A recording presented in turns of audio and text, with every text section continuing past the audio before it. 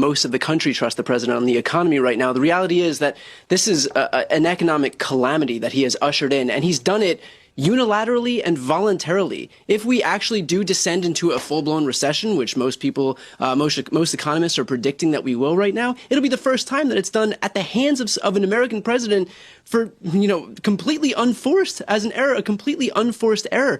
The reality is that the stock market is tanking. All of our indexes are in correction territory. If a Democratic president did this, Tomi would be apoplectic at the ruin that has been ushered in. And the only time there was some momentary reprieve in the stock market is when Donald Trump himself caved on his own policy. And finally, Tomi, you had mentioned that we're isolating China on the world stage. There's reporting now that Japan and South Korea are negotiating trade deals with China. What's up, everybody? Jackson here, and this one's got a receipt attached to it that I love. Back when Trump's tariffs first rolled out, Tomi Lahren went on The Issue Is and told Tyler Cohen on camera that if this didn't work out in 6 months to a year, she'd eat crow. Well, it's been well over a year. The jobs numbers came in weak. Trump's approval in the economy is underwater, and guess what hasn't happened? No crow, not a bite. So today we're going back to that actual debate, laying it side by side with what's actually happened since, and letting you decide who called it correctly. This is the fun kind of accountability content, because both of them made specific checkable predictions, and only one of them turned out to be right so far. Stick around for the breakdown, smash the like button, get subscribed, because this is exactly the kind of receipts-based content this channel exists for. Now let's get into it. And if Republicans want to run on, hey, we can disappear you with no due process, far be it for me to stand in your way. Broadcasting across California, you're watching The Issue Is. Somebody had to pull the trigger. I was willing to pull the trigger. That's President Trump talking about a roller coaster week for the world's economy as he launched and then pulled back on tariffs. Look who we got with us this week for an exclusive Issue Is debate. Tyler Cohen regularly draws millions of viewers to his YouTube page, one of the most followed in progressive politics. He's host of the No Lie with Tyler Cohen podcast, available wherever you stream. Fox News commentator Tomi Lahren is regularly viewed by millions of people on the right. She is host of Tomi Lahren is Fearless, which drops weekdays at 10 a.m. Pacific time on Outkick.com, Fox Nation, and various social channels. Our past shows with Brian and Tomi were among the highest rated and most viewed online shows we've ever done. It's been a few years since we've had them on together. We needed to cool down over that period. So we're excited to welcome both of you back to The Issue Is. Thanks for having us. Thanks for having me. And I would just like to say the last time that I had the pleasure of talking to Tyler Cohen, President Trump was not our president. So it's a great day for me to be here with President Trump back in office, and I can't wait to get into it. Okay, well, let's begin by what President Trump did this week, Tomi. President Trump's tariffs. There is an escalating trade war going on between the U.S. and China, while the president has placed a 90-day pause on most of his reciprocal tariffs on other countries. Wall Street seemed to like that. We've seen huge swings in the stock market. Tomi, what do you think of the president's trade policy?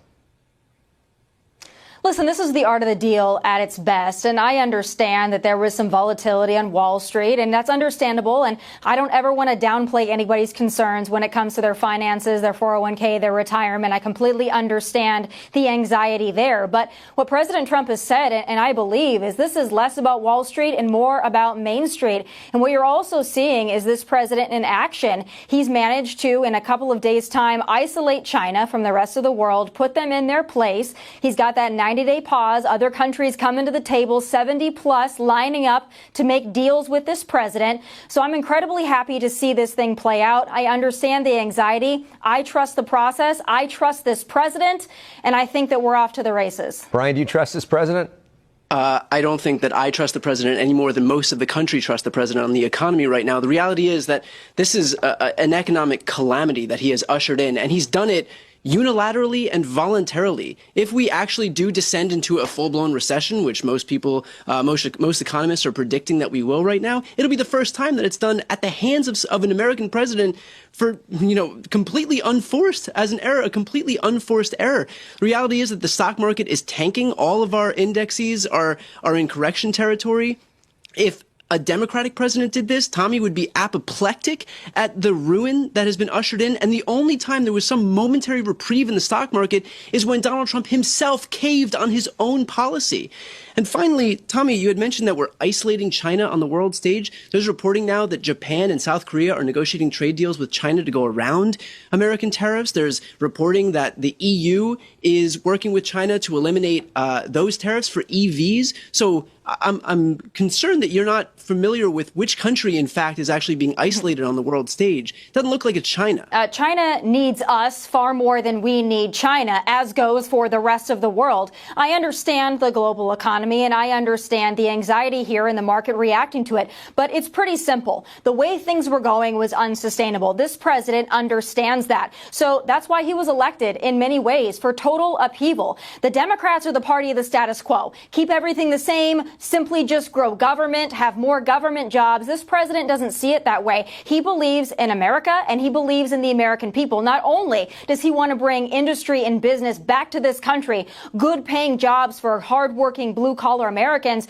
but he also understands that he is in a position uniquely to negotiate with the rest of the world, including China. This president is not inflexible. He said he's willing to make deals. He's welcoming these other countries to make deals. But I would say trust the American people, trust American industry, and understand that the way things have been going for the last 4+ years was not sustainable. Somebody had to do it. This president is willing to take the political risk to do it, and he believes in the process. He believes in the American people. He believes in the hardworking Americans that the Democrats would do well to understand they are hemorrhaging. Continue to go to bat for China and Wall Street. I think this president's fighting for the American people, and he's going to win big time because of it. Tomi, All right, let's break down what was actually said versus what actually happened, because this is a case where you don't need me to inject an opinion. You can just check the predictions against the record. Tomi Lahren's case was built on a few specific claims that the tariffs were the art of the deal, that China needed the US more than the US needed China, that dozens of countries were lining up to make deals, and that egg and gas prices were already coming down as proof the strategy was working. Tyler Cohen's case was the opposite, that this was a self-inflicted economic mess, that most economists were forecasting a real risk of recession, that allies like Japan, South Korea, and the EU were negotiating around US tariffs with China rather than isolating China, and that foreign investors were pulling back from US bonds because of instability. Here's the part that actually matters. Some of those claims are checkable, and some of them are vibes. Egg prices are down is checkable. China is isolated on the world stage is checkable against actual trade negotiations. 33% approve, 60% disapprove on the economy is a specific polling number. And if that's accurate, that's a pretty rough grade for a policy. Lahren was calling a clear win in real time. The 57,000 jobs figure for June, if accurate, is well below what a healthy labor market typically produces in a month. And a heavily suppressed hiring environment, if that's really how the Bureau described it, is not language you'd expect to hear if the tariff strategy were working the way Lahren described it. None of that means Cohen was right about everything either.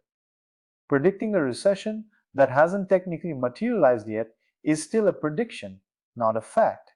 And most economists forecasting something is not the same as it happening. But the specific, falsifiable claims in this exchange, approval numbers, jobs numbers, which countries are actually negotiating with China, leaned pretty hard in one direction. And it wasn't Lahren's. And look, the Ali Crow line is the detail that makes this worth revisiting at all. That's not a vague prediction. That's a specific on-camera bet with a specific time frame attached. When someone makes that kind of bet and then just never brings it back up, that's worth calling out, regardless of which side of the aisle they're on. Accountability shouldn't only apply to the people you disagree with. So here's my question for you. Who do you think actually called this correctly? And should Lahren go back on and settle up like she said she would? Drop it in the comments. And if you want more of this kind of prediction versus reality breakdown, hit subscribe, because that's the whole game plan for this channel.